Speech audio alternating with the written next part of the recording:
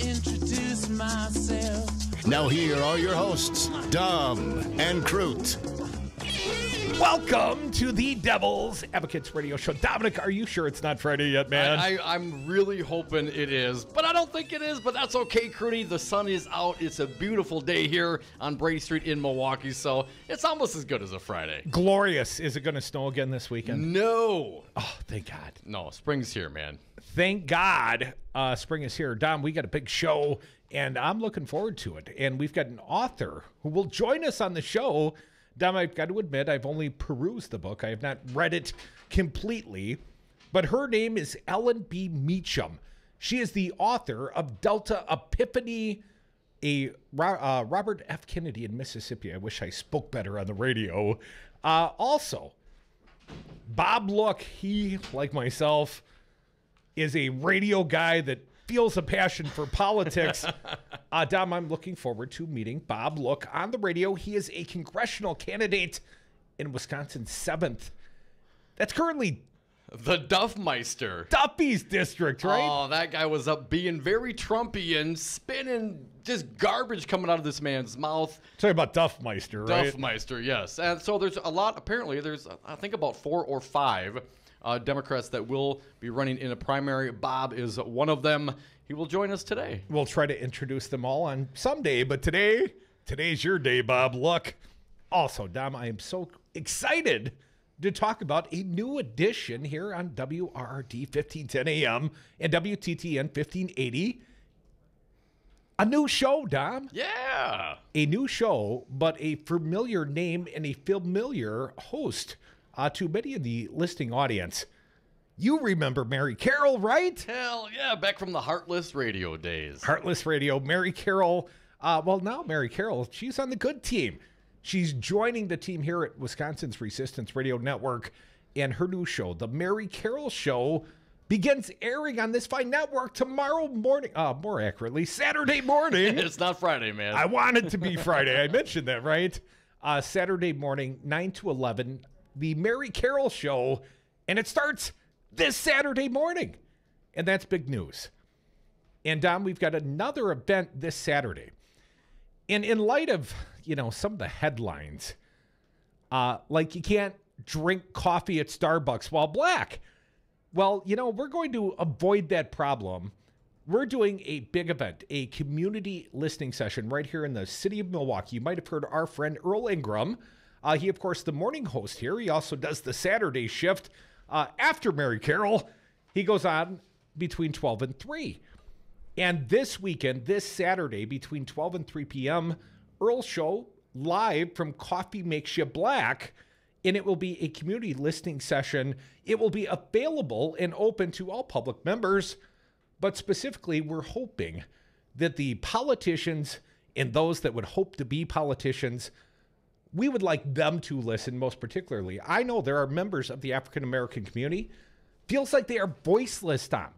They are not being listened to, perhaps not by this field of candidates currently, but when those things are being expressed to our host, Earl Ingram Jr., and I mean, he's my insight into the African-American community and, quite frankly, the Milwaukee community. You never even talk about Milwaukee, man. What are you talking about? You know all the bars, but I trust Earl for all the rest. So anyways, that is going to be a great event. We would encourage you, come out, join Earl Ingram's show live on location. Coffee Makes You Black. A special listening session for all the politicians, candidates. If you are running for some, come on down and listen. I think they probably have something to say. Very also cool. In the middle, between the fine new Mary Carroll Show, Saturday mornings on Resistance Radio, between 9 and 11, and the well-established, the venerable Earl Ingram Show on Saturdays between 12 and 3. Well, Dom, we've got Busted Pencils. Dr. Tim Slecker, he is the dean of the Edgewood College School of Education, and he's our own educated educator. And he does Busted Pencils, and that plays out Saturdays between 11 and 12. But, Dom, a really cool event, my understanding, going to happen on this big radio station, May 12th. A made-for-radio broadcast event a gubernatorial candidates forum going to play out right here on WRRD 1510 AM and 1580 AM. That will be brought to you by WEAC Region 7 and MTEA. And our buddy Earl, well, it's his time slot, but I think Dr. Tim's probably going to step up and want to quiz these gubernatorial candidates on their position specifically about education. And so far, we understand 8 of 9, you know, what the field was construed to be 9 viable candidates a week ago. I didn't do any of this. The fine folks, the sponsors, the ones running this Educators Amplified event, they've invited all the candidates, the viable quote-unquote candidates. Are you one of them, Michael? Let me just say that Kathleen Beinhout is unable to attend. I understand a scheduling conflict. That leaves 8 candidates in 3 hours. The idea behind the format of this event is it will not be 9 candidates handing a microphone back and forth. Right. It's going to be 3 candidates per hour. In each hour, they flip. It's like speed dating, baby. Nice. Only, hopefully, it gives an opportunity for each of these candidates to fully express what they find most important in the educational field. You know, they're going to get quizzed. Dr. Tim, he's a smart guy. Yeah, he's awesome. And he is very passionate about education. And these candidates, I'm sure they're all very passionate about education. And you asked me a question, Dom. I will absolutely be in attendance. And whether or not I'm on the stage is really, quite frankly, up to the sponsors. MTEA. Yeah. If they invite me. The conversation has been had, but not a formal invitation extended. And I'd point out, this ain't my event. Although we're happy to facilitate it for our sponsors, but this is not. Oh, absolutely. This is not a Crudy event. This is a wonderful platform that happens to be going out on a radio station I own. It is a great event, Crudy, and I hope you're there. And I know you will be there. Whether or not you're on the stage will be determined, I guess. But certainly an opportunity for the community to really hear some in-depth conversations with 3 candidates at a time, getting questions from some very smart, very dialed-in people. So we look forward to that event, Saturday, May 12th. I am very hopeful that events like this can help contrast there's a lot of similarities in the field, but I would say obviously some differences there as well. For the sake of the entire field, there needs to be differentiation between the candidates. Well, you put them side by side and you let them go, let's call it head-to-head or head-to-head-to-head. And there's an opportunity to, throw elbows if you think that's appropriate. But certainly to contrast one's own views with with the man or woman standing to one's right or left. What an idea. Let people present their ideas, have some interaction amongst themselves and perhaps between the moderators and maybe the audience. That's kind of what it's all about, isn't it? So special events coming up. Please mark your calendars. This Saturday, I believe that's April 24th at Coffee Makes You Black in Milwaukee. A listening session. It's not the 24th. Today's the 19th, man. Saturday can't be the 24th. Saturday is the 21st. My bad. That's all right, man. I know this Friday thing's really getting you off. I should let these are Earl events and Dr. Tim events. I should just let those guys promote them. I feel, under the greater Crudy WRD Resistance Radio umbrella, I feel some obligation, to kind of point these things out. Absolutely. We want people to listen. Yes, we want people to listen. We want them to go. You can show up and be at this event. If these things are important to you, I certainly would recommend it. If you can't make it, certainly tune in. And it doesn't cost you nothing. Don't cost nothing? As far as I know, there will be no charge for admission. I don't have to pay at the door, do I? Dom, I don't know. I kind of wasted a lot of time just kind of talking about all the big events coming up on the schedule and the big show today. What about Starbucks, Dom? I know you're a Starbucks guy. Well, I'm a coffee guy, and Starbucks does make some nice flavored coffees, but I was down on Brewed on Brady here, Sheila up the street, got myself an iced coffee right now, but I got Frappuccino? No, it's a vanilla latte. A wussachino? A vanilla latte, but of course I don't have coconut milk or regular milk. It's almond milk, Gotta watch myself. But here's the thing, Crudy. I walk in to Brewed Cafe here on Brady Street, and hell, even if I don't order something, I can hang out, wait for my buddy Crudy to show up so we can get some lunch. And what do you know?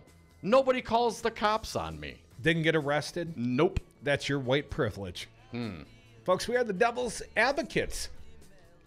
Better to drink coffee while white. You could get arrested waiting on friends in Starbucks. And if you go into a store, apparently you better order something, or you will be arrested. What? It's got to go a little deeper than that, doesn't it, folks? Come back with us. We always want to hear from you. 844-967-2789. And a fine authoress, Ellen Meacham, Delta Epiphany RFK in Mississippi. We'll talk with her at 3:30.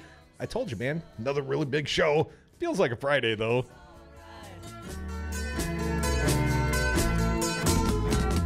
It's alright.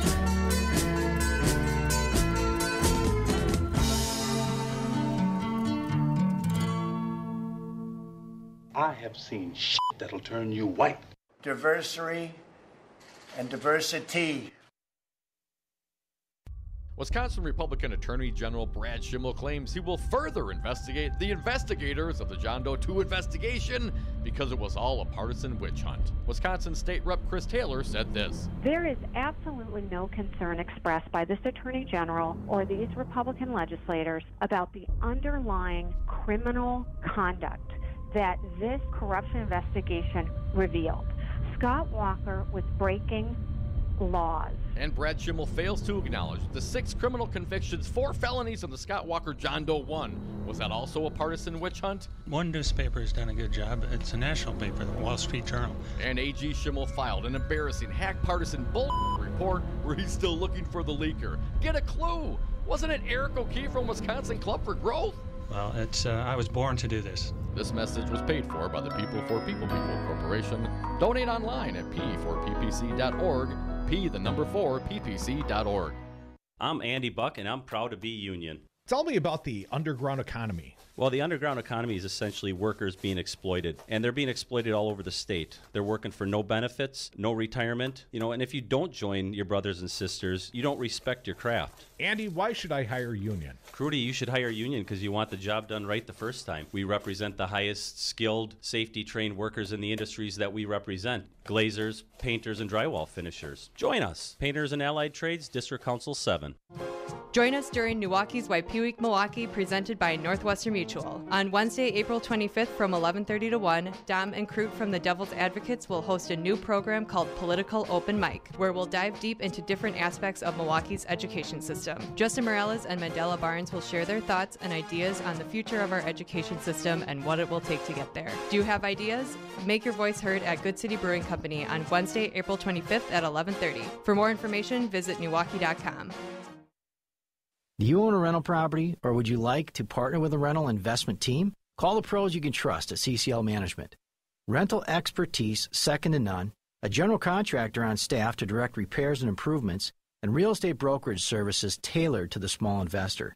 If you're ready to invest in rental property or just need professionals to manage your real estate portfolio, call us, CCL Management, at 608-833-0009 or visit us on the web at cclmanagement.com. Hi, I'm Anton Capella. As Chief Technology Officer at Five Nines, it's my job to make sure your network is up 99.999% of the time. Technology is constantly evolving, and keeping your business up to date in an ever-changing environment can be a hassle. At Five Nines, we're here to help. Five Nines is more than just our name. It's the level of service you can expect. Better IT gives your business a competitive advantage. Learn how Five Nines can help at fivenines.com. That's the number 5, NINES.com. Citizen Action of Wisconsin invites you to a fundraiser for Voces de la Frontera on Friday, April 20th from 5 to 8 p.m. The event will be held at the Milwaukee Labor Council located at 633 Hawley Road in Milwaukee. This is a potluck dinner. Please bring a dish to share. The suggested donation is $25. The event is co-sponsored by Grassroots South Shore, the Progressive Moms of Milwaukee, the Milwaukee Turners, the Milwaukee Teachers Association, and Indivisible TOSA. 180 over 111, and I had a stroke. I couldn't speak or walk. 150 over 90, and I had a stroke. This is what high blood pressure sounds like. You might not feel its symptoms, but the results from a stroke are far from silent. Get back on your treatment plan or talk with your doctor to create a plan that works for you. Go to loweryourhbp.org. Head to toe, everything's changed. Brought to you by the American Stroke Association, American Medical Association, and the Ad Council.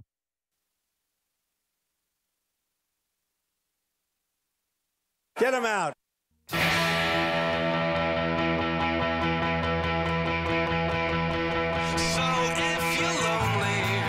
The Devil's Advocates, because freedom. And we are back. Thank you for listening to the Devil's Advocates radio show live on Wisconsin's Resistance Radio Network, also streaming on YouTube and Facebook, on Twitter at Devil Radio, and the party line to call or text 844-967-2789. Dominic, we barely got this show started. I got to ask you, these two African-American guys that got thrown out of a Starbucks, hell, they got arrested in a Starbucks in Philly. Rashawn Nelson, Dante Robinson, their crime apparently not ordering or leaving. They arrived at like 4:35 for like a 4:45 meeting. The one man asked, "Could I use the restroom?" And the manager said, "No, that's for the paying customers only." Within 2 minutes, she came over to the table. "What can I get for you boys?" "Well, we've got water bottles and we're waiting on a friend." "Nothing at the moment, thanks." And a few minutes later, the cops were there and effectively arrested these guys for what? Loitering, drinking, waiting in a coffee shop while black. I mean, that was probably the crime, right? That's my impression. Piece in the Washington Post, Crudy, I'll pick it up here. At 4:37, 2 minutes after the men arrived, the manager called the police to report that two gentlemen in my cafe are refusing to make a purchase or leave. Officers arrived at 4:41. Damn, that's some good turnaround, officers. According to tapes released by the Philadelphia police earlier this week.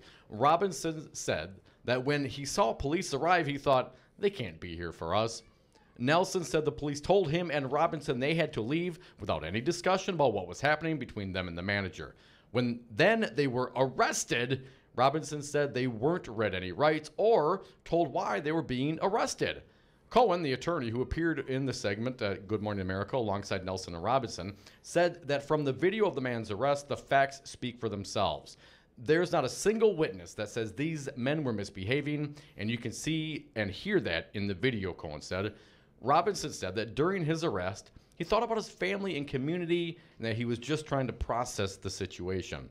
Nelson told the AP that he feared for his life. "Anytime I'm encountered by cops, I can honestly say that it's a thought that runs through my mind," Nelson said. "You never know what's going to happen."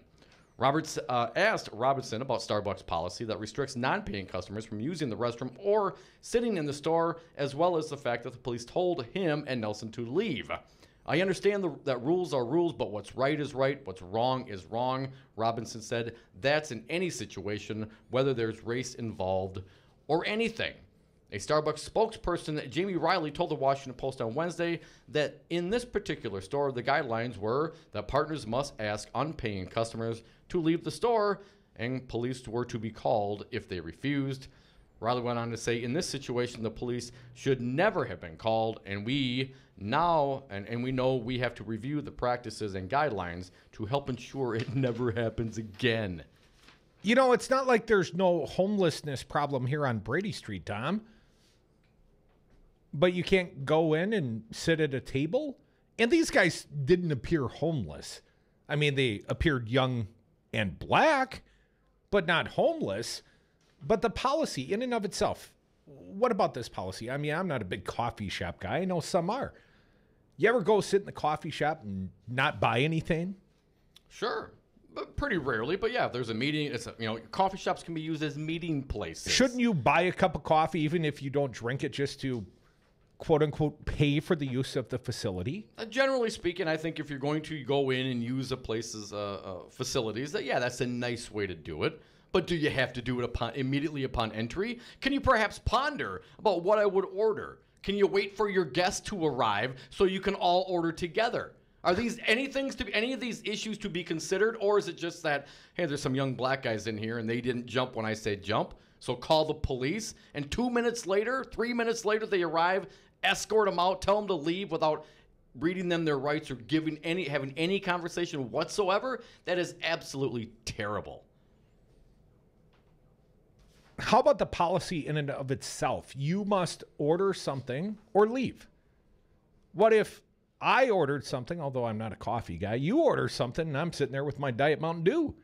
Do I got to leave? Yeah, you're with me, and if one person from the party orders, is that okay? If the kids walk in... Am I your date in that circumstance, or am I a different individual acting of my own volition? If I walk in with my children, and usually they get the Frappuccinos or something, but if I walk in with my kids and we have 3 of us there, I'm the only one ordering, and we're sitting, do they have to leave? Or do they get a pass because I ordered? Yeah, of course there's slippery slopes with regard to that policy. But, I mean, come on, let's just be clear. It is my impression that this is simply because they were young African-American men. I assure you, if you go to Coffee Makes You Black on Saturday, the 21st, I guess we've established, in Milwaukee, with or without the ordering of coffee, you can attend a listening session for the Milwaukee community and political candidates, politicians of all stripes, and probably enjoying the fine coffee there. But if you don't enjoy the fine coffee, I would think you're still probably safe. You will not be arrested. I assure you, it would happen on the radio, and God knows it'd go national then. So I think you're safe. Please attend, and we will now introduce you to a fine guest. She is Ellen Meacham. She wrote Delta, Epiphany-Robert F. Kennedy in Mississippi. Come back with us in our conversation about her new book.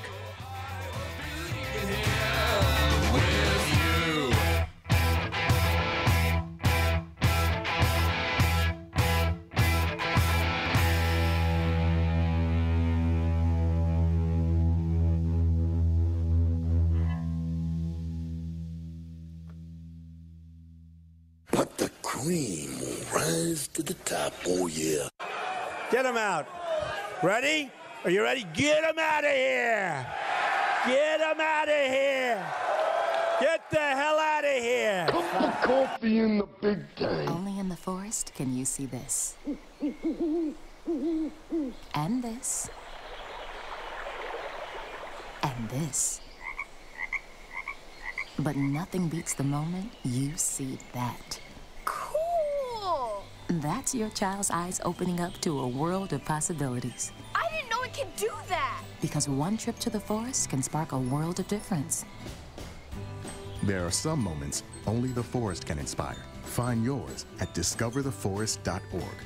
Learn about forests near you and discover cool things to do when you go, like hiking, canoeing, fishing, or camping. Or create your own adventure with family and friends, and you might just see this. Your moment's out there. Find it at discovertheforest.org. That's discovertheforest.org. Brought to you by the U.S. Forest Service and the Ad Council. You are listening to Wisconsin's Resistance Radio Network. Believe me, there is no collusion. Believe me. Hi, this is Brad Saug, owner of Zero Res Madison Carpet Cleaning. Zero Res is the best new technology in carpet cleaning. We have a patented process using empowered water, a high-tech process in which we force the water to act like soap. It doesn't want to stay in that state. It's jacked up and it's angry and it wants to hit the dirt and then it neutralizes. When we're done, all that's left in your carpet is just light moisture. In the end, you get the cleanest, greenest, healthiest carpet cleaning available. Call us at 848-9000. Zero Res. Spell it backward or forward. It's the right way to clean. Have a drink at Regano's Roman Coin. This neighborhood corner tavern is as classic as the street it occupies. Family owned and operated since 1966, Regano's Roman Coin is located in a former Pabst Tide House on historic Brady Street, serving an array of craft beers with a focus on Wisconsin breweries. Also, weekly drink specials, trivia on Wednesdays, seasonal sporting events, parties hosted for all occasions, and pet friendly. Open 11 a.m. Tuesday through Friday, 10 a.m. Saturday and Sunday, closed on Monday. Regano's Roman Coin, Milwaukee's pet friendly, cash only ordering classic corner tavern. In the wake of a disaster, what one thing can you send that will help people the most? A blanket, a tent, a sandbag, a doctor. Actually, if you send a monetary donation, you send all these things. Even a small donation can make a big impact and can quickly become exactly what people affected by disaster need most. In the wake of a hurricane, your monetary donation can make a huge difference to those in need. To donate, visit supporthurricanerelief.org. That's supporthurricanerelief.org. Brought to you by the Ad Council. Tune in to The Resistance, Wisconsin's Resistance Radio. Start your weekday off with the Earl Ingram Show from 7 to 9 a.m. Next is the Stephanie Miller Show from 9 to 11. Then from 11 to 2, it's the Tom Hartman Program. At 2 o'clock, it's 414 Wisconsin. Then from 3 to 6, it's the Devil's Advocates. Mandatory listening. Wisconsin's Resistance Radio.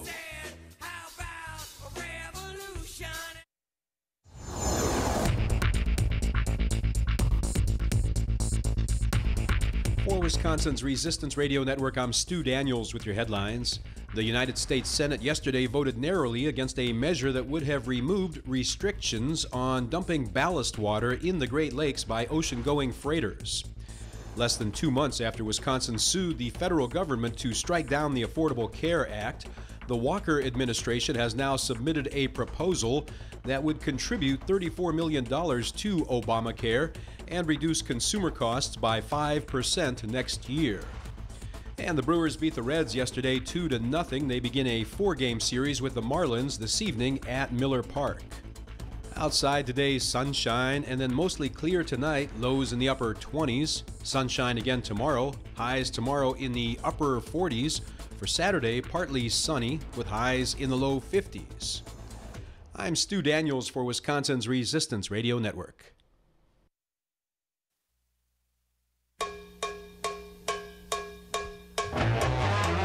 The Devil's Advocates. Political commentary from the back of the class. Welcome back to the Devil's Advocates Radio Show. Dominic, we welcome a guest right now live via phone. Her name, Ellen B. Meacham. She is the author of Delta, Epiphany, Robert F. Kennedy in Mississippi. Ellen, welcome to the Devil's Advocates Radio Show. Thank you. I'm so glad to be here. Thanks for having me on. Thank you, Ellen. Ellen, I got to tell you, beautiful book. First of all, I know it's odd to talk about a book in this way, but your book actually has some wonderful photographs in it. I didn't expect I'd find myself turning to find the photos. Let's start with that, Ellen. Can you tell people about some of the photographs in this book, Delta Epiphany? Some of these are original. This is the first time they've been printed, I understand. That's right. Well, so I sort of went on a journey to find out what Kennedy saw in Mississippi that had made such an impact on him. And in the process, I came across 2 sets of photographs that by photographers who had died, and their heirs, or widow and son, had them respectively. And they were just invaluable, because what I really wanted to do is put the reader in the moment of that trip and just make it a very discreet story. It's 48 hours of time when he lands in the Jackson airport and the KKK greets him, and 48 hours later he's on a car in the Delta with 1,000 people trying to touch him, mostly African American. So it's a very intense thing. And these photographs, one set is by Jim Lucas, and he is a photographer who had died in, I believe, 1980, and his widow had them, and she actually has a book out about some of his other civil rights photographs too. And she was kind enough to let me look at his contact sheets. And I don't know if y'all are old enough to know what contact sheets are, but a lot of people don't. But those were when they would take the negatives and put them on the paper and develop them. And so what it really was hundreds. She had about 300 to 400 photographs, frame by frame, like a movie of his, and they were stunning. And so I've used some of them from there, from Jim Lucas's photos, and I was able to kind of track his progress from moment to moment, almost like a movie, by following those frame by frame. So that was invaluable, and there were just beautiful photos as well, black and white. And then right at the very end of the process, right before I was going to go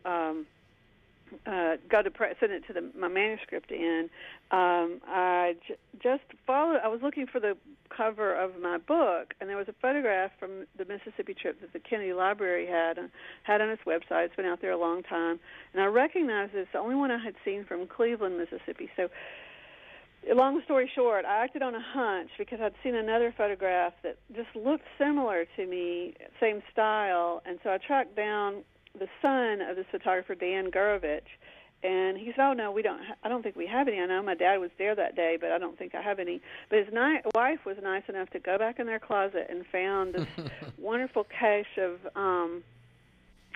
photos, including the cover, which was just stunning and just perfect. And he was the one that had taken the one at the Kennedy Library that they didn't have a photographer attributed to because it was on that same roll.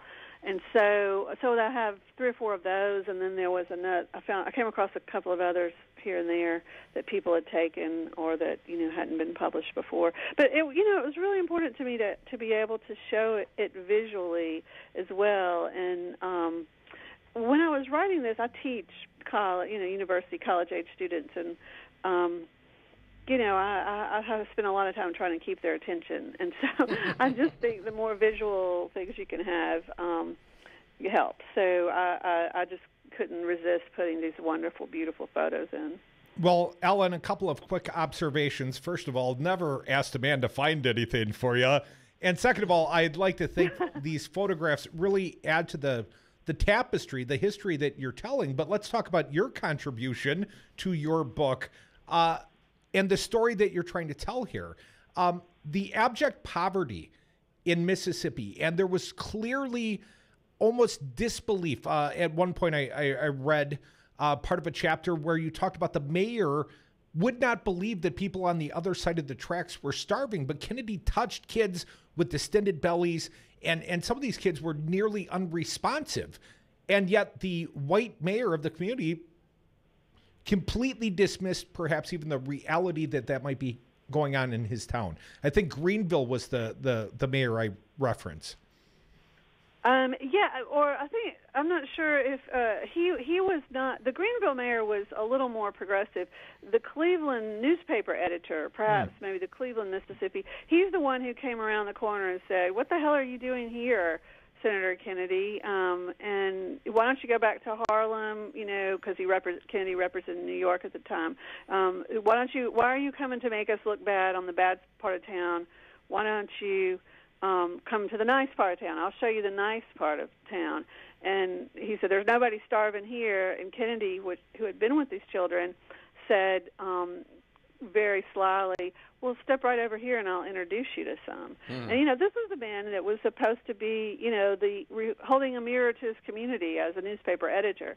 And there was this sense of utter sort of denial and normalization of that kind of poverty at the time that really, was stunning to me and I think stunning to Kennedy. And I think even to William Winter, who was a progressive governor, was running for governor in 1967, later became governor in 1980, and he said that Kennedy's visit really opened the eyes of a lot of white Mississippians, too. At first, and another one of the farmers said, that sometimes you don't even know, if you've seen something all of your life, it just becomes background to you, and it takes somebody from the outside to draw your attention to it or make you, realize what's going on in your own backyard.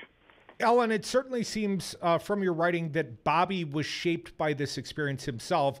Obviously, his life not a long one, but it was affected by this trip. How do you think Bobby Kennedy was affected? How did it crystallize some of his own policies and platforms? Well, he was already interested in poverty. He had worked some he felt like it was what his brother wanted to continue on, and he had worked some in Bedford-Stuyvesant, New York City, and some other places, and juvenile delinquency as well. But I think what this trip did was move it from kind of an abstract policy issue to an urgent need. And so if you think about poverty is such a moving target. You have if we all sat down and drew a picture of poverty, we would all have something slightly different. It's abstract, but hungry children, we've all, even if you're well off, there's been times when you couldn't eat when you wanted to eat, and you know what hunger feels like. It doesn't take much of a leap to imagine that day after day. when your body's growing and needs it. Also, so many people are parents, and Bobby Kennedy was one, but I think it was the children that really sort of burrowed under his skin. He just couldn't shake what he had seen in Mississippi. Vietnam was the huge issue that was driving, his decisions about the presidency, but he was talking about rural poverty and the people that he had seen in Mississippi, the children he had held in Mississippi, till almost 5 minutes before he died. And he would say, he said in a speech it's overshadowed because of the speech he gave in Indianapolis on the day Dr. Martin Luther King died, but earlier that day he had given his big poverty policy speeches in Indiana at Ball State and Notre Dame, and he said that one of those, he said, we speak of human beings, not statistics. And he just iterated, I've held them, I've touched them, and when even some in the audience kind of challenged him on it, he's like, no, I've seen these children. They're malnourished. I know what it looks like. I've held them.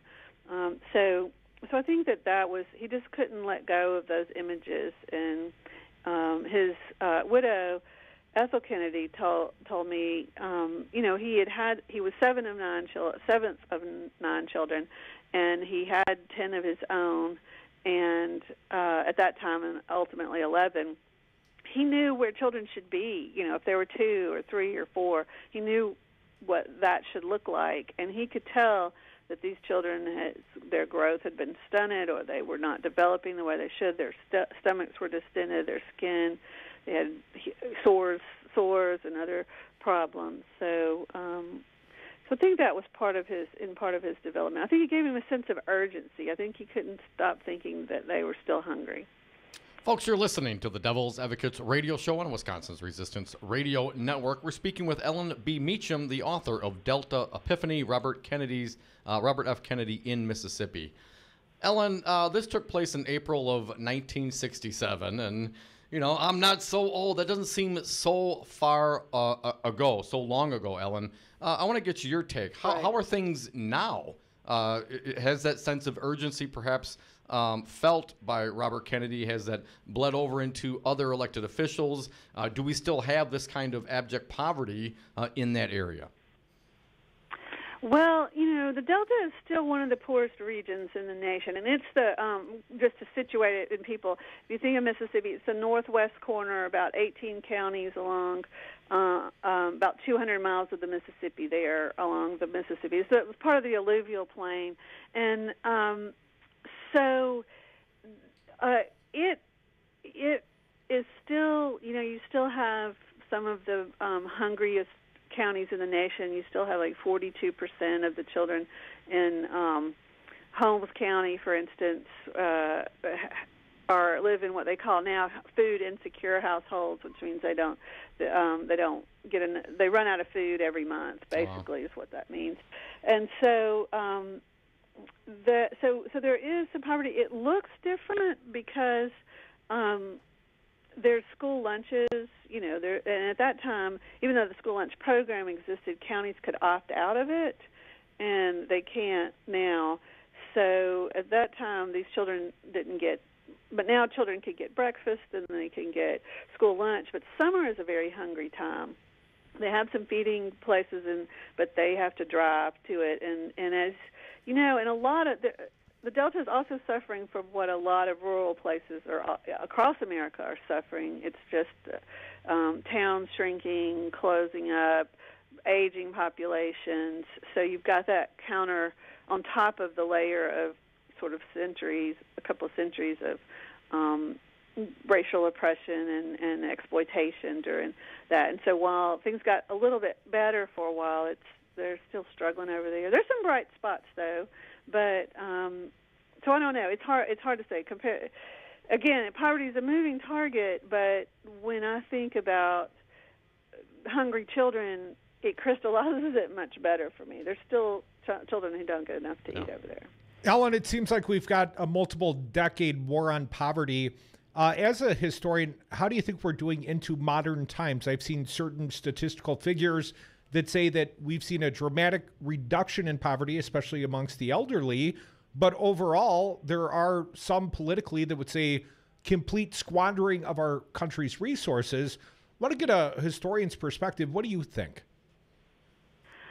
Well, I think that the war on poverty, for one thing, I've never liked that metaphor Right. because it makes it sound like something that we're going to win someday. And obviously I'm not someone who makes up slogans, because what I have in mind, what the metaphor I like does not make a good slogan. But I think of it more as a garden that every generation has to tend. And there's things that we should be doing that we are not going to see the fruit of. Trees we're going to plant that we're not going to sit under, and that may be structural changes in different regions approaches. Different regions might need different approaches, but every generation has a responsibility to try to get rid of the weeds of poverty, and some seasons are going to be worse and some seasons are going to be better. So I don't know if that really answers your question, but I don't think that we ever have made an effort to looking at the level of destitution and the hole that they started in. In some ways, it's amazing that it's done as well as it has. When you go back and actually see how destitute many of these families were, then but Mississippi does not invest in the education that the people need. And one of the numbers that stunned me from 1967 is you have a population of almost 2 million in 1967, and you have 100 and I want to make sure I get this right. 100 and how much would you guess of people who had not attended any school at all, completely unschooled in the population? Out of 2 million in 1967 or in today's? No, in 1967. I would say 25% were sharecroppers, never spent a day in school. There were 160,000 of the adults had a 1st through 4th grade, and another 40,000 had no education at all. Wow. And the families that Head Start formed averaged about $400 a year income. So when you just think about, and then Mississippi still doesn't invest in efforts to educate its entire population, and that's kind of what I mean about planting trees that you may never get to sit in under. And so I just don't think that, at least from Mississippi's perspective, I'm not an expert on poverty policy. So I had great advice from my editor when I was writing this. It's like, don't try to fake it. And I know journalists, we like to be an expert every day on something different. But so I try not to fake it. But well, Ellen, I try to be this. I was just going to say, let's be an expert at helping you sell some books. Delta, Epiphany, Robert F. Kennedy in Mississippi, Ellen Meacham, the author. Ellen, where can people buy this book?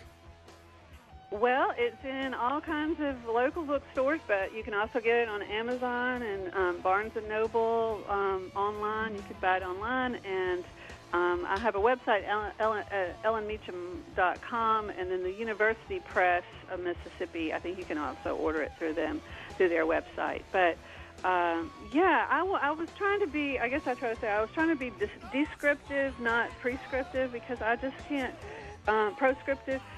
I just try to describe what I see and take the reader on a journey. And Ellen, got to cut you short. We're up against what we call a break. Thank you so much. Come back with us. More Devil's Advocates. If there's one thing I've learned in life, it's that learning things never taught me nothing, and books is the worst. Hey folks, sexy liberal Stephanie Miller here. Most new Wisconsin jobs are in Dane County, it's true. Some of my listeners are relocating to Madison. Many already commute there. When asked where to turn for a trusted real estate team that understands Madison, I say the same thing. Solidarity Realty. They help you through the process and protect your consumer rights. They live their values building community, promoting sustainability and diversity. Find them today at solidarityrealty.com and tell them Stephanie Miller sent you. The only election I've ever won was Milwaukee's Best Local Entrepreneur 2017. I'm not your typical politician, but I'd like to be the next governor of the state of Wisconsin. I've acted as a fiduciary for my clients for the last decade, putting their needs before my own. I will do the same for you. Red and blue, R's and D's, we all do business with each other on Main Street. We're all Badgers. It's time we started acting like it. This message paid for by Crude for Wisconsin. Find us at crudeforwisconsin.com. In this hot real estate market, don't pay 5 or 6% commission. With Homeowners Concept Realtors, you pay no more than 3.9% for full service. Homeowners Concept Realtors sell many more homes per year than the average agent. That's experience you can count on. If you're thinking of selling, call 414-258-7778 for an agent that specializes in your area for ideas on price, marketing, and staging your home. The more you know, you'll wisely choose Homeowners Concept 3.9% Realtors. HomeownersConcept.com.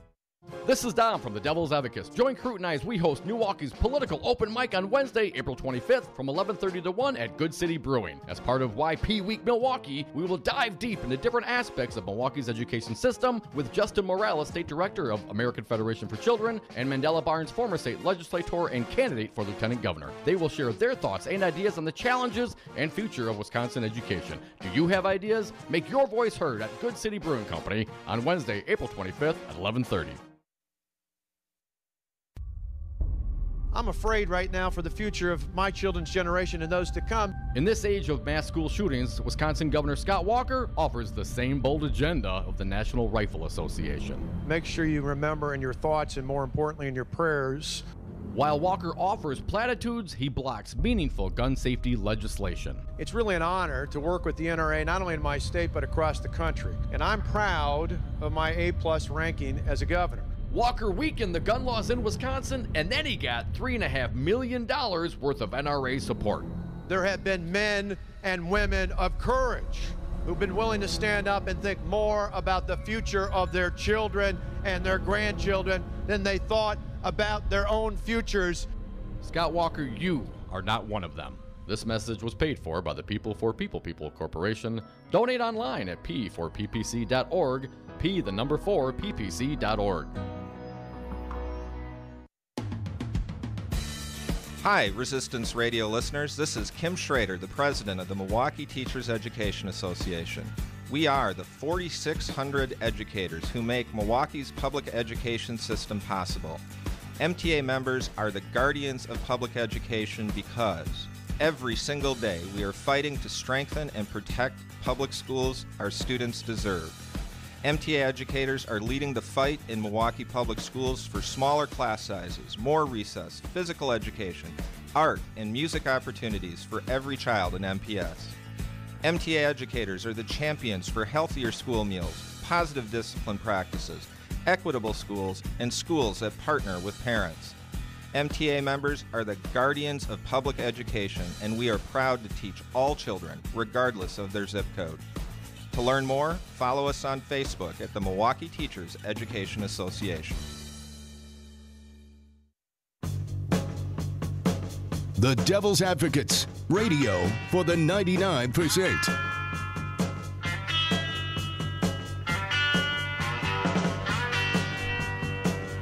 And we are back. Thank you for listening to the Devil's Advocates radio show live on Wisconsin's Resistance Radio Network, also streaming on YouTube and Facebook. On Twitter at Devil Radio, and the party line 844-967-2789. Dominic, want to thank our last guest, Ellen B. Meacham, author, Delta, Epiphany, Robert F. Kennedy in Mississippi. And it's more than a book. I hate to say I love the pictures. I found the pictures very... there are actually some moving pictures in that book. Oh, you know, when you see that kind of poverty, and as I mentioned to Ellen, that's not that long ago, man. 1967. I mean, 50 years, 51. Yeah, you know, and certainly the older I get, the less, the shorter that seems. But I think she had a great point. You know, this war on this and the war on that, the war on poverty. I mean, this. I agree with her. I like the way she put it. This tending the garden. You know, every generation. I absolutely loved her analogy. Every generation has to do that. Plant the seeds for the trees that we will not sit under. I thought it was a great analogy and really, really loved having her on. Yeah, great book. Please consider buying it. Also, please consider sticking around. We got big guest, Bob Look, a fellow radio guy. He's running for political office. He's a congressional candidate in the 7th. That's Dumpmeister territory currently. We're going to introduce you to another radio friend. She'll be your friend soon, too. She's Mary Carroll. She will be the host of the Mary Carroll Show right here on Wisconsin's Resistance Radio Network, Saturday mornings, 9 to 11. She joins us in the happy hour. And Dom, more big shows the rest of the week. Tomorrow, an especially big show, Dom. It's 420, baby. Oh, my favorite day. It could be the greatest, biggest, most tremendous show in the history of this show. You know, when you say it like that, I have high expectations. Well, you are right. To have high expectations, you may want to hold your breath. And also, big guest tomorrow. Gubernatorial candidate Kelda Royce will join my buddy Dom in studio. Eric Marsh from Normal will release the candidate surveys. And everyone's got an opinion on legalizing marijuana. And I suspect I will be amongst the most strong advocates for legalizing marijuana. You better be. You better tune in tomorrow at 420. I'm just telling you that much right now. Another big Devil's Advocate show, but this one ain't done. Come back with us. Hour 2 is next. Join us on the phones, 844-967-2789. Diversity and diversity. I was on Zero Res Madison's Facebook page the other day, and they have almost 2,000 testimonials from local customers. Apparently, I'm not the only one stoked on how cool this company is. A green technology that actually works better and doesn't cost more. It's a no-brainer. I'm in. We are starting our own Devil's Advocates revolution to free your carpets from harsh chemicals and soaps. Call Zero Res today and ask for the Dom and Crute special 608-848-9000 or schedule online at ZeroResMadison.com. Zero Res, spell it forward or backward. It's the right way to clean. Have you outgrown your house? Are you sick of apartment living? Not ready to buy but know you need to move? Hi folks, this is Tom Hartman for CCL Management in Middleton. You should consider moving up to one of the finer rental homes CCL Management represents. Unique houses and condos, always clean, most are pet friendly. Visit cclmanagement.com today to find your new home. CCL Management, Dane County's premier leasing and property management company. Call CCL Management at 833-0009. That's 833-0009 or visit cclmanagement.com today.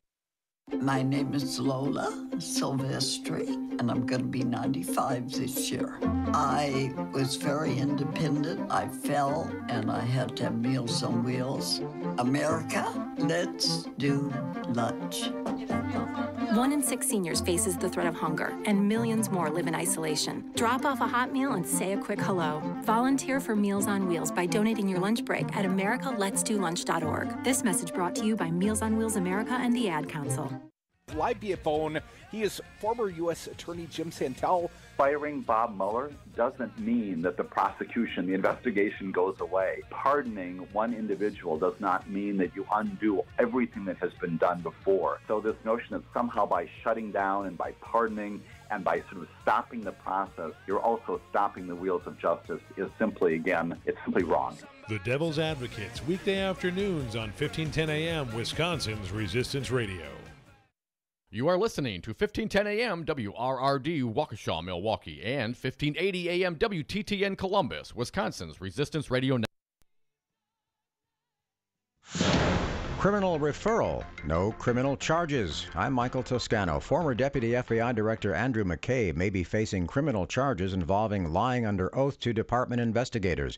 Justice correspondent Pamela Brown tells us it may be linked to last week's Inspector General's report finding that McCabe, quote, lacked candor on 4 occasions when discussing the FBI's Clinton Foundation probe with investigators. The Justice Department Inspector General has sent a criminal referral to the top prosecutor in the D.C. U.S. Attorney's Office. So what's happening here is the Inspector General is now asking investigators, prosecutors with the D.C. U.S. Attorney's Office to consider possible criminal charges against McCabe. McCabe has denied any wrongdoing. The Senate is about to vote on the nomination of CIA Director Mike Pompeo to be Secretary of State. Chances he'll be confirmed improved this afternoon when North Dakota Democrat Heidi Heitkamp said she'll vote aye. In Minneapolis, County Attorney Mark Metz says there will be no criminal charges in the drug overdose of musician Prince 2 years ago. Despite their extensive efforts, law enforcement was unable to determine the source of the counterfeit Vicodin laced with fentanyl. Therefore, without probable cause and no identified suspect, the Carver County Attorney's Office cannot file any criminal charges involving the death of Prince. Raul Castro's retirement from the presidency of Cuba has its own theme song. Ahora sí puedes ser feliz. Cuban state media playing The Last Mambi, a tribute to Castro. The 87-year-old Raul Castro expected to remain a behind-the-scenes power as 57-year-old Miguel Mario Diaz-Canel today began what Castro says should be 2 5-year terms as Cuba's president. Well, today is Tax Freedom Day, the day the Tax Foundation says most Americans have earned enough money to collectively cover their 2018 tax bill. This year it took 109 days. However, in Alaska and Louisiana, Tax Freedom Day came on April 4th. In New York, it won't come until May 14th. I'm Michael Toscano. Hello, I'm Tom Bennett, President of Teamsters Local 200. In 1903, the International Brotherhood of Teamsters was founded, and our local union was founded in 1935 here in Milwaukee. During the last 115 years, the principles and values for the Teamsters Union have made many improvements for working families, creating a pathway to the American middle class. Teamsters have assisted families and communities in times of need. Currently, our active and retired membership are collectively working to benefit working families across this nation for retirement security and addressing long-term social needs here in Madison, Wisconsin, and in Washington, D.C. American workers do have a voice in the workplace. Let Teamsters Local 200 be part of that action plan for you. For more information, please visit us on Facebook at Teamsters Local 200 or visit our website at www.teamsterslocal200.com or give us a call at 414-771-6363. TeamstersLocal200.com or 414-771-6363. One Bible. An advisory committee has cleared the way for what could be a first-of-its-kind decision by the Food and Drug Administration. A cannabis-based prescription medication is one step closer to market, as Jan Johnson explains. The FDA is likely to vote in June whether to approve Epidiolex, an oral prescription med to treat severe forms of epilepsy. In the past, the regulators have approved synthetic versions of some of the chemicals found in the marijuana plant for things like relieving cancer pain. But this would be the first to include CBD, one of more than 80 active cannabis-based chemicals that, unlike THC, do not produce a high. The recommendation was delivered after a review of data from the British-based drug maker. Jan Johnson, Washington. Dick's Sporting Goods will destroy its unsold inventory of AR-15-like rifles. They will recycle the metal rather than return the rifles to manufacturers. Dick's pulled the weapons from Field and Stream stores after the massacre at a Florida high school. I'm Michael Toscano. In the wake of a disaster, what one thing can you send that will help people the most? A blanket, a tent, a sandbag, a doctor. Actually, if you send a monetary donation, you send all these things. Even a small donation can make a big impact and can quickly become exactly what people affected by disaster need most. In the wake of a hurricane, your monetary donation can make a huge difference to those in need. To donate, visit supporthurricanerelief.org. That's supporthurricanerelief.org. Brought to you by the Ad Council. The Devil's Advocates. Tom Perez, chair of the Democratic National Committee. Scott Walker went on something of a Twitter storm, very Trumpian. What do you think this foretells for Scott Walker's future as the governor of the state of Wisconsin? Wisconsinites have woken up. He talked about we need an optimistic message. How can you make people feel optimistic when you take away their health care? How can you make people optimistic when you take away the right to bargain? How can you make people feel optimistic when you're gerrymandering the heck out of districts? Radio for the 99%. For Wisconsin's Resistance Radio Network, I'm Stu Daniels with your headlines.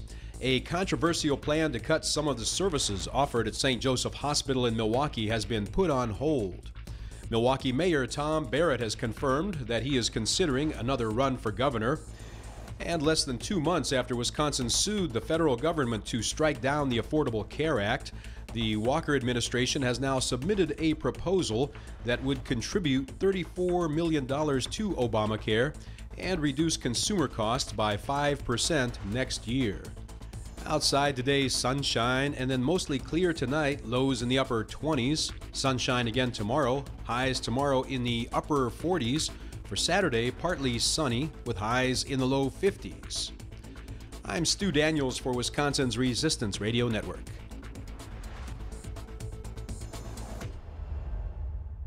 The following program is a presentation of DC Communications, LLC. Warning, you are about to listen to the greatest radio show ever.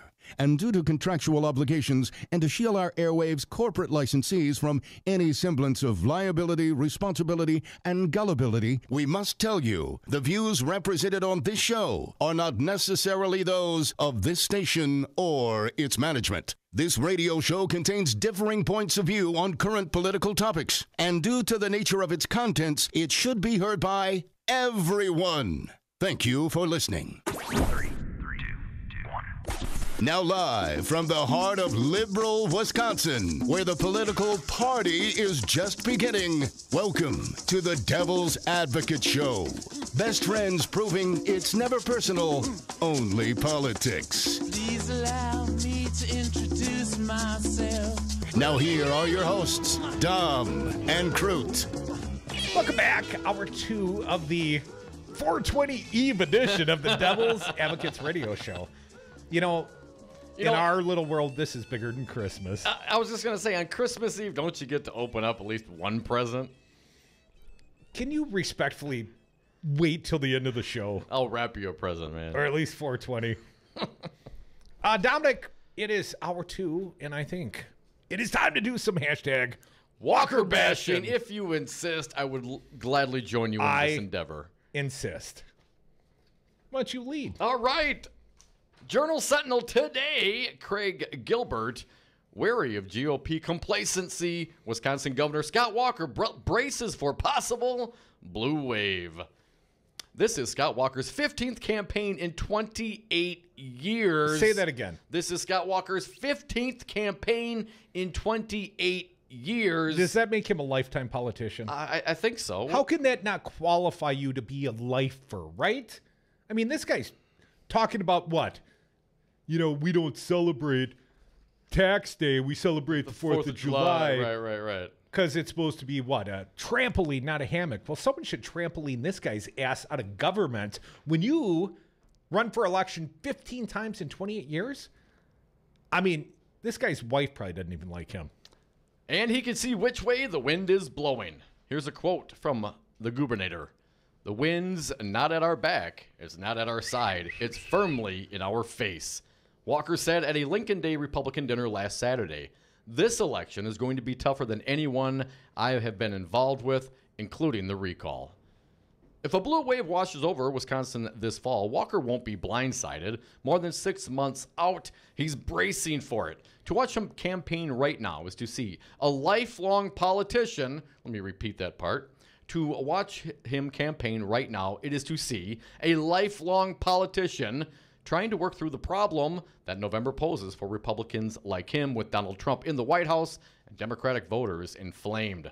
My number one concern for almost a year has been complacency, not just of GOP voters, but even of activists, Walker said in an interview during his stop at the Boscobel Bowl and Banquet. A lot of bees. A fine bowl and banquet place, I suspect. The governor cited a recent state poll by the Marquette Law School showing a 10-point enthusiasm gap between Democratic and Republican voters. People say to me all the time, you got this. We're fine. There's nothing to get worked up about. We almost needed the jarring effect of a statewide election loss because suddenly people go, he's not kidding, said Walker, referring to the double-digit win April 3rd by Liberal candidate Rebecca Dallett on the ballot in a highly politicized state Supreme Court race. Can we clarify, though, Craig Gilbert, a generally fine journalist, but liberal candidate? What, because she's to the left of the NRA, she's a liberal candidate? I mean, Tim Burns was the liberal. I would say she was a moderate with a judicial record. Well, she was more liberal than the guy she stomped on. The gum on my shoes are more liberal than the Skrinock campaign was, Dom. It followed the loss of a GOP state Senate seat in January's special election. Walker responded on Twitter to the first defeat by calling it a wake-up call, and to the second by saying, we're at risk of a blue wave in Wisconsin. He made that trend, didn't he? Hashtag blue wave. The tone of his alarm surprised some people because Walker is widely viewed as the favorite in his re-election race. His campaign assets are formidable. The Wisconsin unemployment rate is 2.9%. Just over half the electorate, 53%, thinks the state is going in the right direction. Well, I think they mean conservative. Instead of going like lefty liberal, it's going in the right direction, Dom. The governor is a hardened campaigner. Hell yeah, after 15 campaigns in 28 years, I would think so. He's so hard. He's a hardened campaigner with 3 statewide victories since 2010. The Democratic field is full of unproven unknowns. Come on, what? He will have far more money and political experience than whoever his opponent turns out to be. Now, Winners get to do what they want. If political experience means cashing special interest checks, you're right. Nobody has more political experience than Governor Scott Walker. If you ain't first, you're last. Walker's job ratings have climbed back from the dive they took after his failed presidential bid. He did really, really suck at trying to be a president, didn't he? Kind of like he sucks at trying to be a governor. They are exactly where they were at this point 4 years ago, exquisitely divided. In Marquette's last survey, 46.79% of registered voters approved of his performance and 46.78% disapproved. His positive and negative ratings separated by 1/100th of a point. I could flip a coin. I'll read instead. Along with his strengths. Sorry, it's hard to say that. Seriously. It's the jet black hair. Along with his strengths. Are you sure that's his own? I think that's hair out of a can, Dom. That's great looking hair. GLH means great looking hair. Literally, I've seen Walker without the GLH in. Like the other day, I think the bill signing ceremony. I mean, that cabinet injury, that thing's grown like the Grand Canyon up there. Yeah, but the hair's still jet black. But other times I see him, and let's not forget, the man's 50 years old.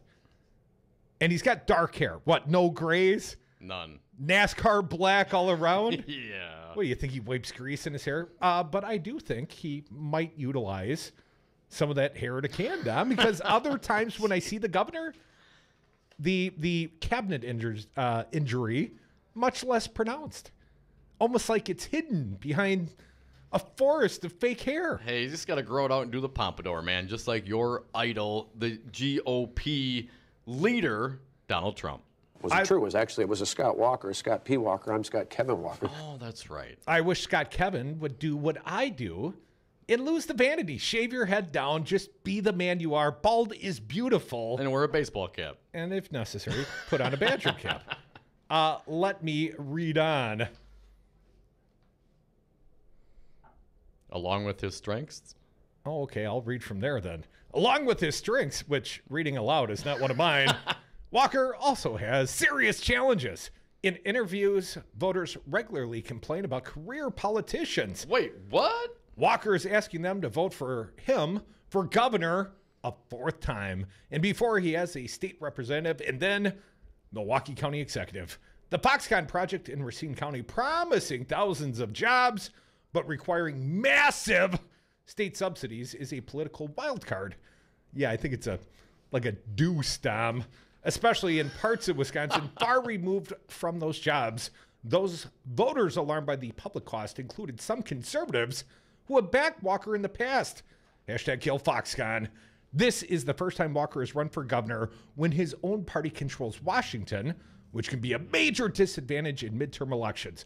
Finally, there's the added complications of running as a Trump-era Republican, especially embracive of Trump-era Republican.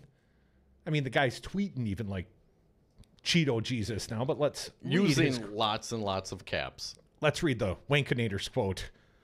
I think it's even more complicated than people think. Walker said in an interview, Democratic voters not only detest Trump, but the president's nonstop media presence keeps them perpetually stirred up, he suggested. He's in the press so often, every day, almost every minute he's in there. So for someone who doesn't like him, it is a constant reminder and a motivator, Walker said. That's all I'm trying to do, gin up the vote around here, Dom. I'm giving them a constant reminder of the bad governance in D.C. and also including of Scott Walker. Bad governance. On the right, meanwhile, some Trump voters are mad at Republicans in Washington for not getting enough done. On the left is more motivated than any time I've seen in the last 25 years, he told Republicans attending the Lincoln Day dinner. Why don't you bring us home since I'm jumping all around here? That's, to me, another subtext, Walker said. Right now, I think they're more upset with Republicans in Congress than they are with those lawmakers on the left, because they just assume the left is not going to be with Trump. Trump's approval at 43% in Wisconsin, 4 points below Walker's in Marquette's last Wisconsin poll, making the president a potential drag on the governor here. While there is huge overlap in their support, Trump is more popular than Walker with men and far more unpopular with women. About 15% of Trump supporters disapprove of Walker. On the flip side, 16% of anti-Trump voters are pro-Walker. Those numbers underscore the challenge of trying to turn out the Trump vote while also winning some swing voters unhappy with Trump. How does Walker intend to navigate the tricky waters of a Trump midterm? He's doubling down on retail politics, he says, stepping up his own campaign schedule and his organization's outreach to voters. In other words, he's not doing his day job anymore. He's just campaigning full-time. Appearing before college Republicans in Madison, he implored them to organize their campuses even if they're politically outnumbered. He told Bosca Bell Republicans his party would have to be more organized than it has ever been, and engage a massive program of personal contact, neighbor, coworker to coworker, church member to church member. Here's a quote. In this world filled with Facebook and Twitter, people don't know what's real. They don't know what they can believe, Walker said in the interview. Last election, we did just over 2 million door-to-door contacts. I think we're going to have to do more. We'll do ads. We'll do all that stuff. But I just think in the end, the most effective way to get to particularly persuadable voters is through a personal contact. I was going to say through talk radio. Worried about Democratic turnout, the governor's trying to light a fire under voters in his own party. One way is by painting a scary picture of the opposition.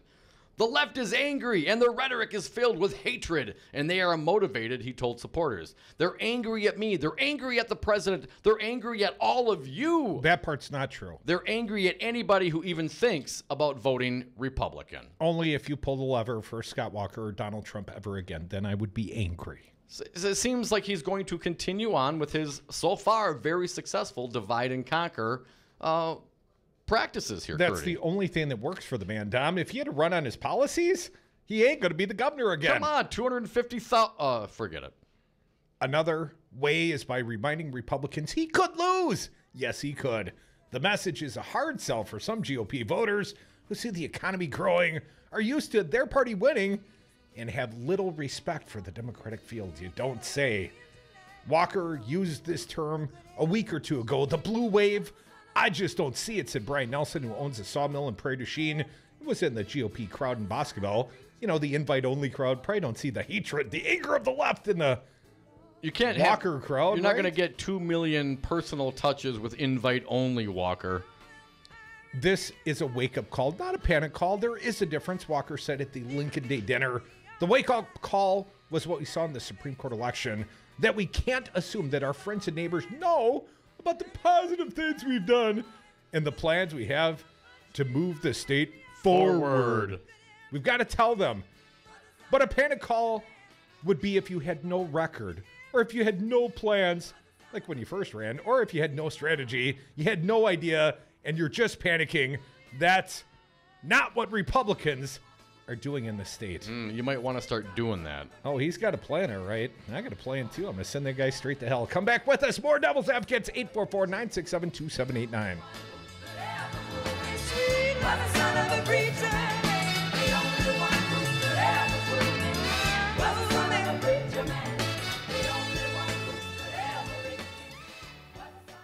Having a great time. I will do anything it takes to win. Wanker. Hey. Even if it means lying. Wanker. Or physically hurting someone. Wanker. Easy. Put that down. Or branding myself with a coat hanger. All right. In the shape of a V for victory. No, I'm going to stay for a while. How about that? Freedom. Wanker. That just happened. Matt Rothschild here from the Wisconsin Democracy Campaign. I love being on Resistance Radio because I get to tell you who's throwing money around in the state capitol. It's disgusting. Wisconsin's not open for business. It's open for bribery. And Walker, Fitzgerald, and Voss have turned the Capitol into an ATM for their corporate cronies. At the Wisconsin Democracy Campaign, we blow the whistle on all of them. So please go to our website at wisdc.org, check out our latest stories, and send us a donation. We need a louder whistle. Have a drink at Regano's Roman Coin. This neighborhood corner tavern is as classic as the street it occupies. Family owned and operated since 1966, Regano's Roman Coin is located in a former Pabst Tide House on historic Brady Street, serving an array of craft beers with a focus on Wisconsin breweries. Also, weekly drink specials, trivia on Wednesdays, seasonal sporting events, parties hosted for all occasions, and pet friendly. Open 11 a.m. Tuesday through Friday, 10 a.m. Saturday and Sunday. Closed on Monday. Regano's Roman Coin, Milwaukee's pet friendly, cash only order and classic corner tavern. Hi, I'm Becky with Bounce Milwaukee, a progressive, local, family-owned entertainment center. We just want to remind you what it's like to be a kid again. Come on in for all ages fun. Bounce in our giant inflatables, race up the rock wall, dominate your friends in laser tag, or just relax in our bar or our massage chairs. Open 6 days a week with extended adult-only weekend hours. Find us at bouncemilwaukee.com. It's important to buckle up your kids. I know. Sometimes car seats can be complicated. I know. And if your child's in the wrong seat and you get into a crash, I know. it could lead to a serious injury. I know. So you're 100% sure you have the right car seat for your child's age and size? I don't know. Don't think you know. Know you know. Car crashes are a leading killer of children 1 to 13. Make sure you have the right car seat. Visit safercar.gov/the right seat. A message from the National Highway Traffic Safety Administration and the Ad Council. Wisconsin's doing terribly. The roads are a disaster because they don't have any money to rebuild them. They're borrowing money like crazy. They projected a $1 billion surplus, and it turns out to be a deficit of $2.2 billion. The schools are a disaster. The hospitals and education is a disaster. And when I see Scott Walker with his little motorcycle and he puts his helmet on and he gets off and he makes a speech, but he's always riding like, he gets off a bike like he's a big tough guy, okay, or a little tough guy. Their lobbyists, their special interests, and their donors will start calling. They gave you $1 million to your campaign, and this one gave you $5 million, and this one, you have to do it. You know what he's going to say? Okay, I'll do it. Mr. Trump, you're using the talking points of the Democrats, and as we all know, that I'm using failed facts. This message was paid for by the People for People Corporation. Donate online at p4ppc.org, p4ppc.org. My name is Adam Holmes, and I'm proud to be union. Adam, you're Director of Training for Painters District Council 7. What do you do? I'm making sure that we're investing in our members. We're providing the safest and best trained painters, glazers, drywall finishers, and trade show workers in the industry, and we also do that at no cost to the taxpayers. Why hire unions? Because it costs less to be safe. We keep the contractor on the right side of OSHA and help keep the workmen's comp rates affordable. Join us, Painters and Allied Trades, District Council 7. Hey, this is Stu Daniels, host of Stu Man PM. Politics and music heard every Sunday from 4 to 6 p.m. here on Wisconsin's Resistance Radio Network. Stu Man PM is your Sunday afternoon update on two of my favorite topics, politics and music. Join me this Sunday, April 22nd, when my guest will be candidate for the 84th Assembly District, Erica Flynn. We'll be talking politics, we'll be talking music, Stu Man PM. Sundays, 4 to 6 p.m. here on Wisconsin's Resistance Radio Network. Hey, dude, quit bogarting. Tom and Crute are the devil's advocates. And we are back from the 420 break. Thank you so much for listening to the Devil's Advocates radio show live on Wisconsin's Resistance Radio Network. You can call us on the party line, 844-967-2789. Dominic, I'd really like to Walker bash some more, but apparently you'd like to bash Duffy a little bit instead. Do some Duffy bashing. Crudy, absolutely. This guy, wow. MadisonGot.com, Cap Times' David McGrath, in defending President Trump and the recent tax overhaul during a town hall meeting in Hayward, April 5th, Congressman Sean Duffy claimed that millionaires would probably say they had not gained much from the new tax reform law, but that they still supported it because it enhanced the economy and helped middle-income Americans. I got to call malarkey on that. Come again? That was one of several careless and incorrect statements casually tossed to the crowd by Duffy at the Flat Creek Eatery, exhibiting a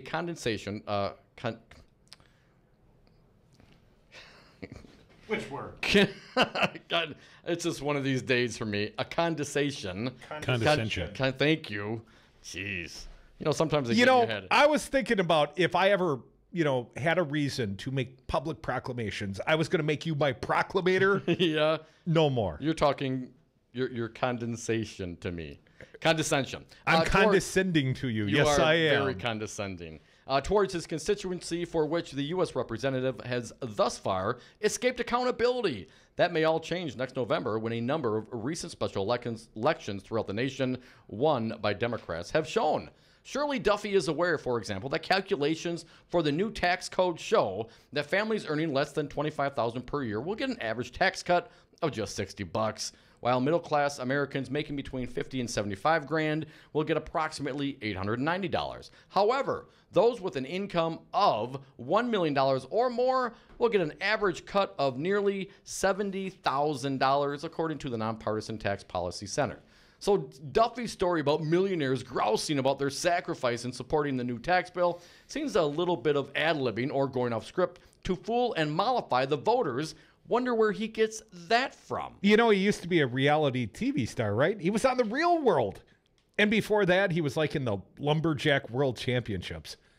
Talking about a solid resume for political office, Tom. He goes on to talk about high-risk pools. Cheaper than, let me just start. When one individual at the meeting expressed concern about rising healthcare costs, Duffy parroted his party's fix of sticking people with preconditions into a high-risk pool to make coverage cheaper for the healthier majority. A high-risk insurance pool is essentially a dumping ground for people with medical issues. Such a pool is exorbitantly expensive, while it offers skimpy coverage with a lengthy list of exceptions to what the company will pay for. It has lifetime limits on payouts along with astronomically high deductibles, according to the Commonwealth Fund, an independent organization that advocates for better health care. And he also jumped onto the whole fake news bandwagon, Crudy. Sean Duffy just sticking it to his constituents, being very condescending. Doesn't his wife work at Fox? Talking about fake news. Dom, we got a fine guest joining us next live via phone. His name, Bob Look. He is a candidate in Wisconsin's 7th Congressional District. I guess he wants to chop the lumberjack down up there. Come back with us and Bob Look. You're listening to Wisconsin's only Resistance Radio Network and the greatest radio show ever. You know us as the Devil's Advocates.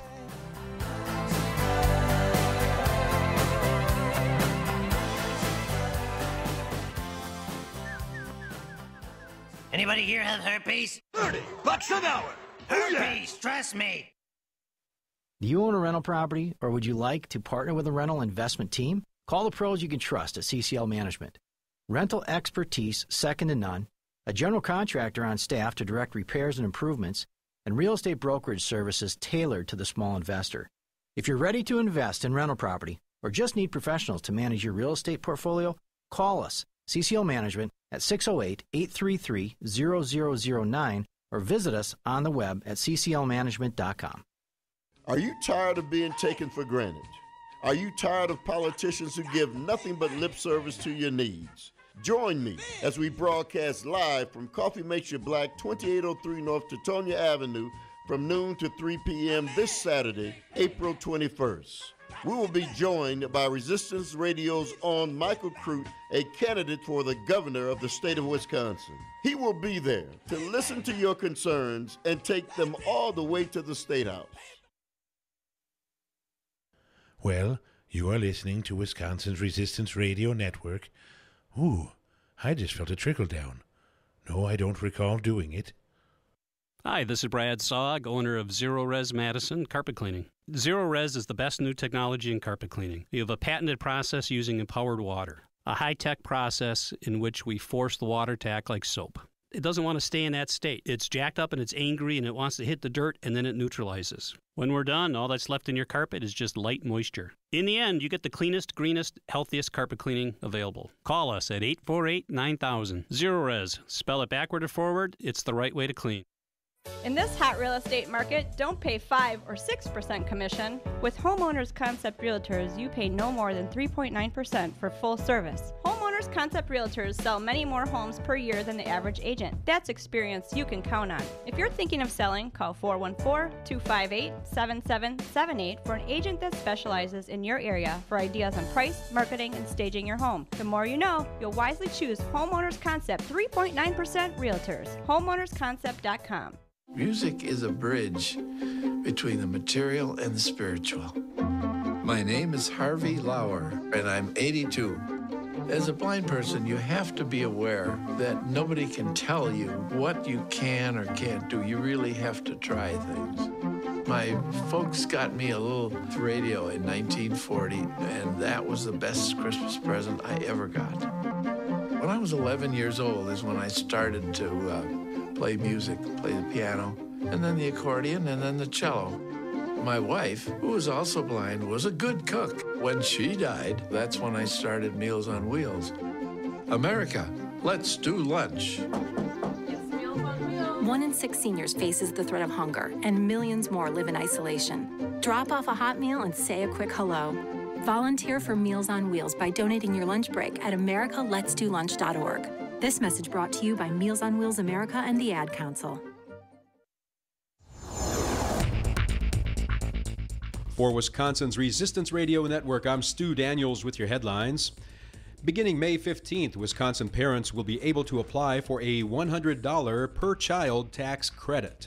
Governor Walker signed the law on Tuesday in an effort to boost his chances of re-election. The measure is expected to cost taxpayers about $122 million. And this Saturday is the 23rd annual Milwaukee Riverkeeper Cleanup to celebrate Earth Day. Volunteers are needed for over 60 locations along the Milwaukee River. Participants will receive gloves and a trash bag, also a free t-shirt. And after the cleanup, there will be a free party in Estabrook Park from noon until 2 o'clock. To register to volunteer, go to milwaukeeriverkeeper.org. Outside today, sunshine and then mostly clear tonight, lows in the upper 20s. Sunshine again tomorrow, highs tomorrow in the upper 40s. I'm Stu Daniels for Wisconsin's Resistance Radio Network. The Devil's Advocates, making radio great again. Welcome back to the Devil's Advocates Radio Show. Dom, we're joined right now live via phone by a fine guest, we hope. He's Bob Look. He's a candidate from Wisconsin's 7th Congressional District. That's where the aforementioned Duffmeister currently holds court. Bob, welcome to the Devil's Advocates Radio Show. Boys, it's a pleasure talking to you. Thank you, Bob. Now, Bob, I understand you got something of a media background yourself. I understand what? You're a radio guy from way back. Yeah, we knocked around in radio for 43 years. Starting all the way back to in Port Washington, Wisconsin, when I started my career back about 1974. Well, Bob, anyone that's in radio is good people as far as I'm concerned. Let me ask you, sir, what has motivated you to consider a political life? Is this the first time you've run for office? It's the first time I've run for a full-time political office, and I did that basically because of a change in life. My wife of over 25 years, she was tragically killed in some of your people may remember the shooting incidents up in the Wausau area in Rothschild in March of 2017, where a couple of bank employees and an attorney and the officer were killed, and my wife was one of the victims, sadly. Well, Bob, we are certainly... And I was just looking for... Yeah, I mean, that wasn't the reason why I was wanting, but the main thing was that, that changed my life and what direction I wanted to go. Did I want to keep keep doing what I was doing in the radio career and just keep plodding along doing that, or I quit the radio biz in August, and I just did some soul searching and thought, how can I help more people and help better the place where I call home here in north central Wisconsin. And my solution came up being run for Congress and change things around. Well, Bob, we are certainly sorry for your loss. And let me ask you, in regards to your radio career, have you been like a talk jock like Dom and I? Do you take callers? You've been a DJ? What sort of radio work do you do, sir? Or did you do, Bob? Well, most recently I was a talk show host.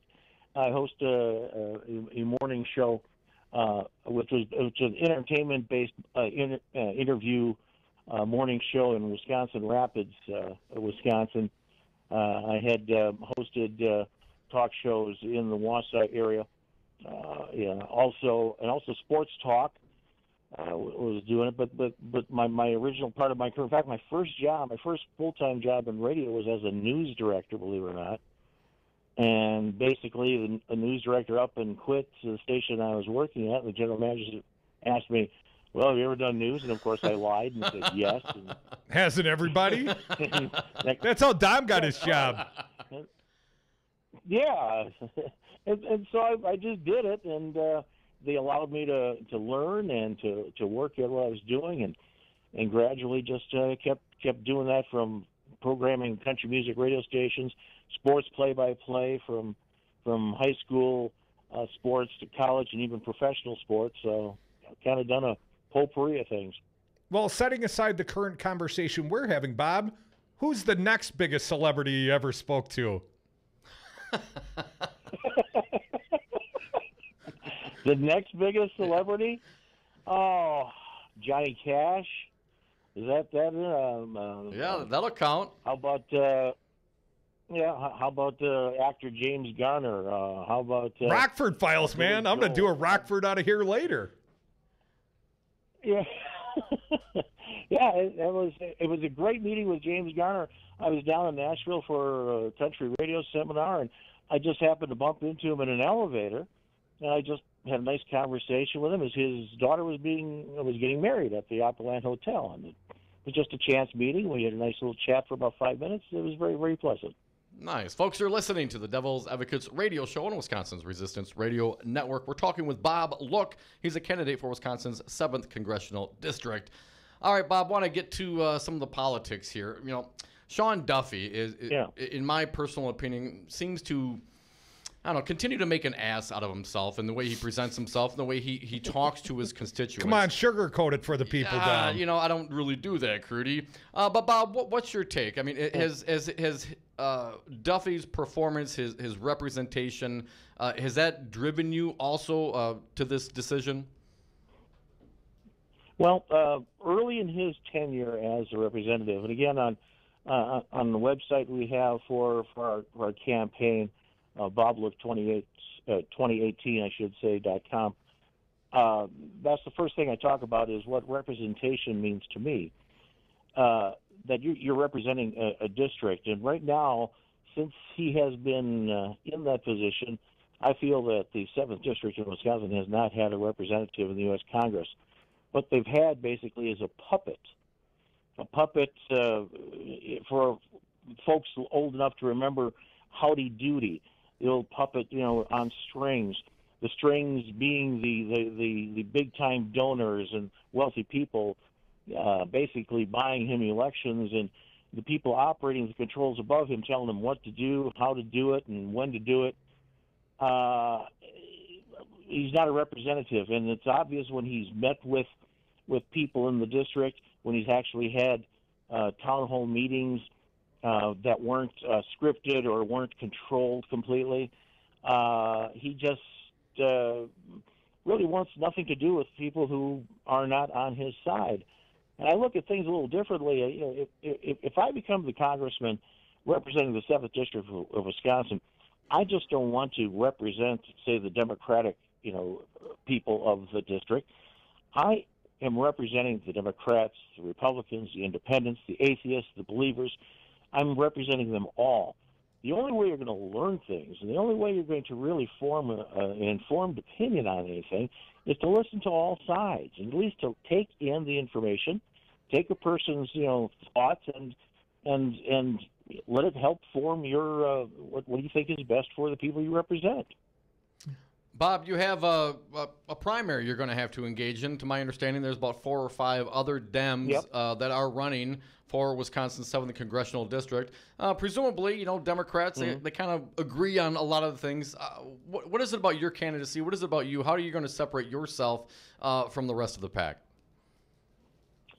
What I could do that I believe that the other people that I'm running against for that Democratic nod for the general election is this. I can talk to people who are not in total agreement with myself. For instance, one of my main assistants in doing this campaign, he and I probably only agree about 10 to 15% of the time.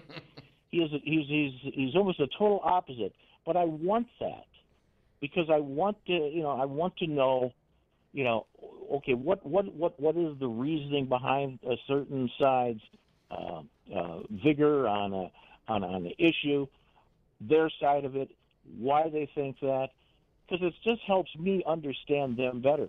I'm a firm believer that when you have an argument, you never really win an argument by proving the opposition are wrong. You win an argument when you encourage the opposition to join you in making things right. That, to me, is a winning strategy, and that is also a winning way of representing people in Washington for the 7th District. I got one of those contrarian friends myself, sir. You talked about the howdy doody analogy. I thought it was excellent. Dom's more of a Kukla, Fran, and Ollie guy. But let me ask you about Donald Trump, sir. Donald Trump, reality star, just like your hopeful opponent, or you'd like to go up against Duffmeister, the former reality TV star. Trump, Scott Walker, many of these Republicans, they don't serve broadly. They aren't serving the minority. They're sticking it to the minorities and basically serving only their base. Bob, I got to ask you, how is the base doing for Donald Trump in your neck of the woods? Are they still coming home for Trump? What do you hear at the coffee shops around town? Well, the one thing that a lot of people tend to forget, that up here in the north, and again, the 7th District is the largest district in land size in the state of Wisconsin. It's from the Minnesota border all the way up to Duluth, or to the Duluth Superior area, to the upper peninsula of Michigan, down to the middle part of the state, down to Wausau, and even a little further. I mean, it's a big chunk of land. And a lot of times people tend to forget that back in 2008, when Barack Obama ran for president, he carried this district. And also when he came back around for re-election time in 2012, he carried it also then. So the old adage saying, well, gee, this is a Trump stronghold, I don't believe so, because there's a group of independents out there who are really looking close at who's running and why they're running. Are they just running to advance themselves politically, or do they have an actual people's vision of how the 7th District should be represented in Washington? I don't want to represent the big pharmaceuticals. I don't want to represent big banks. I don't want to represent the NRA. I want to represent the people that live in this district. Whether you are the owner of some big, fabulous company, or maybe you're a single, working mother of two, working 2 jobs and on food stamps, just trying to get from point A to point B in life. The thing is that everyone, in my estimation and in my evaluation, is just as important. I'm from the one person, one vote kind of a view of politics. Every vote is as important as the next vote. And that's how I want to run this campaign, and how I would gladly serve this district if I'm elected.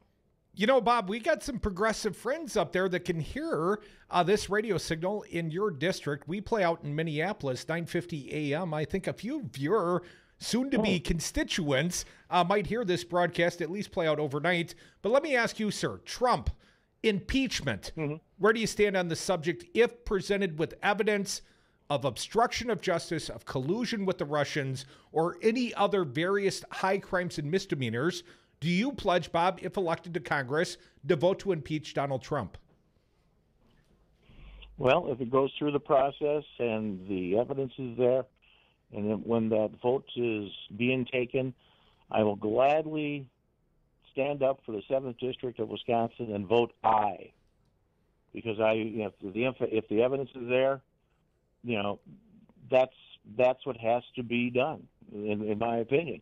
But again, to get from that point to that point of actually getting in front of and making an actual vote, there's a ways to go. But I can see that happening the way things are starting. Again, we're still just into April of this year.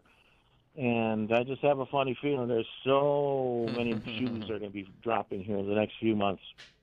Bob, before we run out of time, I want to get your take. It's the 420 Eve, a very important day on this radio station. What's your take on the legalization, the regulation, and taxation of recreational cannabis for the state of Wisconsin or the country?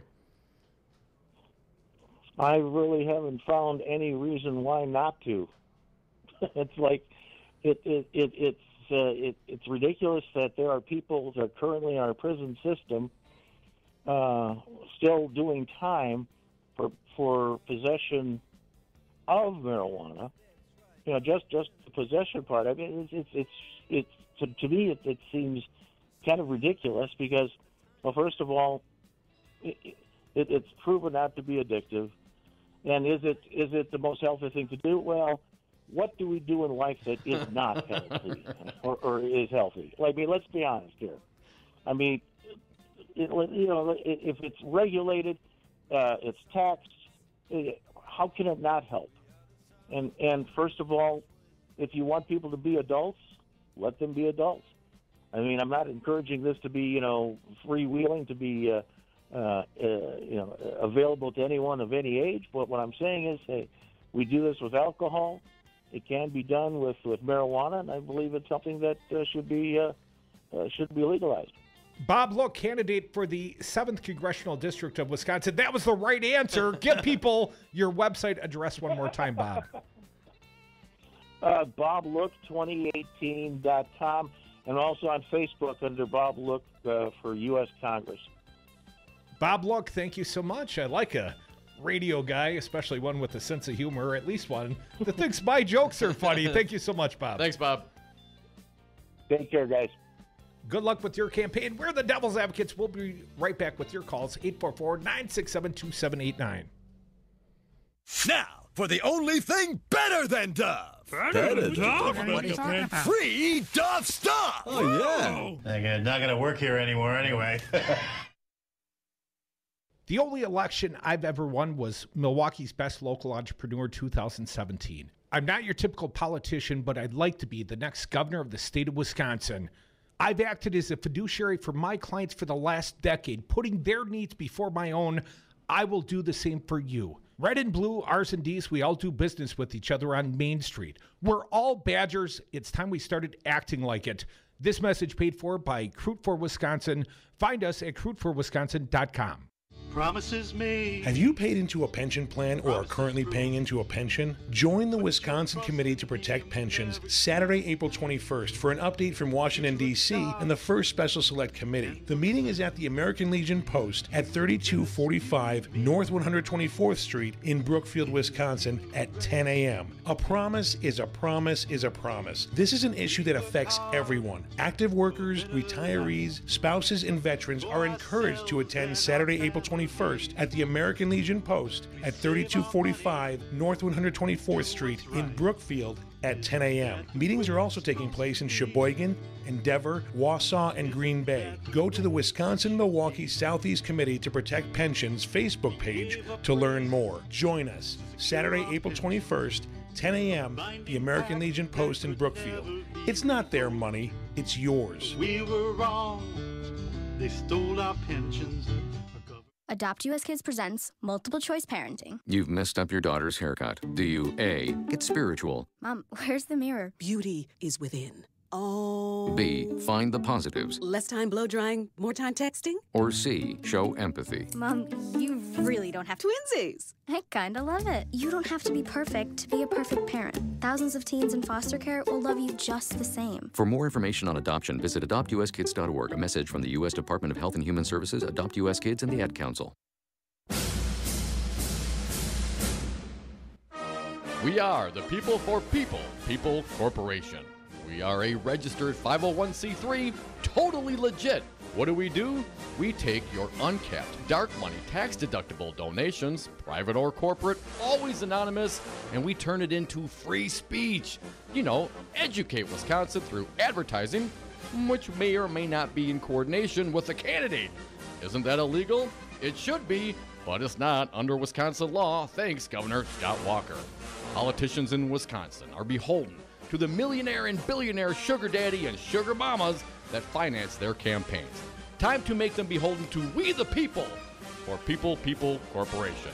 Give your tax-deductible donation to the real patriots, the People for People Corporation, P4PPC.org, P, the number 4, PPC.org.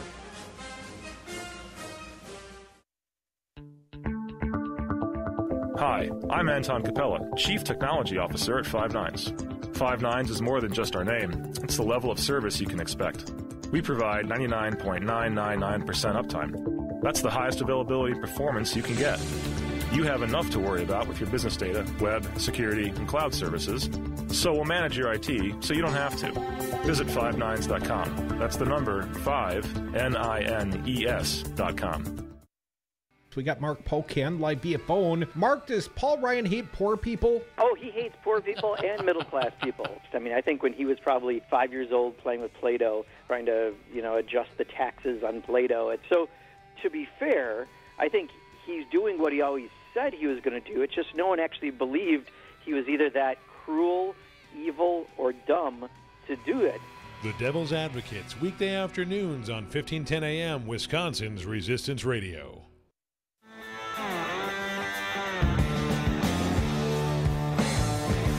The Devil's Advocates. Never personal, only politics.